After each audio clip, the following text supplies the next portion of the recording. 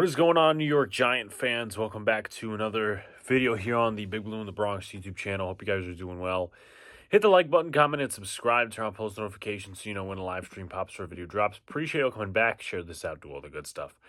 So, a lot of content for you guys today between the Cole thing, the signing of Paulson Adebo and other stuff, and we'll be live at 9 to talk about all this different stuff that has happened today with the New York Football Giants. But the New York Giants have made another move. They have re-signed wide receiver Darius Slayton to a 3-year, $36 million deal, $12 million per year. And obviously, we know that Slayton has been a consistent receiver. Though he's had the dropsies a few times, he's been a consistent receiver for the past few years for the New York Football Giants, despite bad quarterback play. He's been catching footballs from Eli Manning to Daniel Jones to Tim Boyle, to Jake Fromm, Mike Lennon, Drew Lock, Tommy DeVito. I think I listed all the quarterbacks. Maybe Colt McCoy. I think that's the one I missed. Colt McCoy. Maybe Alex Tanney. I don't think he threw a pass, though. Anyway, enough about that. Darius Slayton, he's re-signed. And I'm going to be real with you guys. I don't like this signing. I don't like the re-signing of Darius Slayton. Do I have an issue with Darius Slayton as a person? No, I do not. Do I have an issue with Darius Slayton as a receiver in general? Not really. For what he is, a fifth-round pick that was a wide receiver 1, 2, I would say 1 and 2 for the last few years for the New York Giants. Do I have a problem with that? No. But here's where a few things come into play. First of all, I think the Giants need to prioritize a few other positions before wide receiver 2. They signed a defensive tackle in Roy Robertson-Harris earlier today. Mixed feelings about that. We still haven't gotten the word on a quarterback, whether it's Russell Wilson, Jameis Winston, Marcus Mariota, or Aaron Rodgers. So we still don't have a word there. The Giants still need a guard. And look, here's what I'm saying, right? I'm not going to sit here and say, well, the Giants need to make all their signings on day one. I'm not saying that. But I would like to see how this situation here with Darius Slayton is put into the cap ramifications. Because, again, a lot of people say, oh, well, the New York Giants have so much cap space next year. Well, first of all, you should be mortgaging money next year for this year to do absolutely nothing. Number two, the Giants only have 36, 37 players under contract. You could probably now add 38 with Darius Slayton. But to me, he's an average player from a very bad era of Giants football. And I'm not going to say,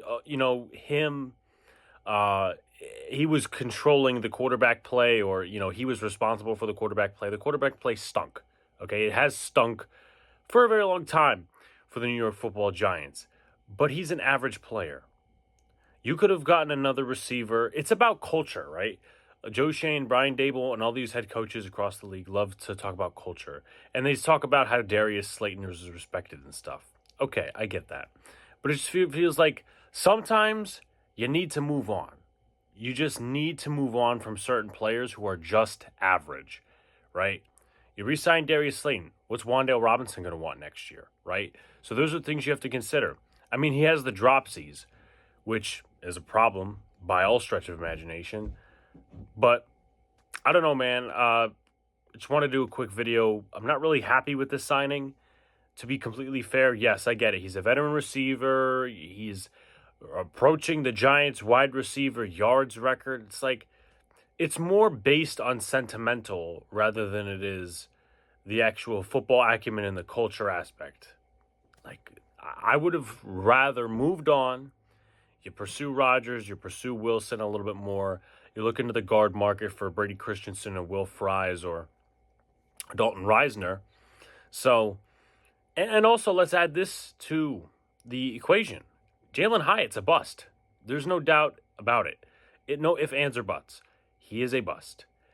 Obviously, year one, he had some issues with his routes, different quarterbacks, so on and so forth. He barely got playing time last year after being hyped up in training camp. He didn't even get 100 yards in the season. That's how bad it was. And now, you expect him to have a good attitude coming into year number 3, and you bring Slayton back for year 7? I mean, it just doesn't make any sense. So, and that's the guy you traded up for. Slayton, obviously, you put down $12 million AAV. You traded up for Jalen Hyatt. and he hasn't worked. I mean, obviously, you also traded up for Banks, and he hasn't worked. But it's just a silly process, in my opinion.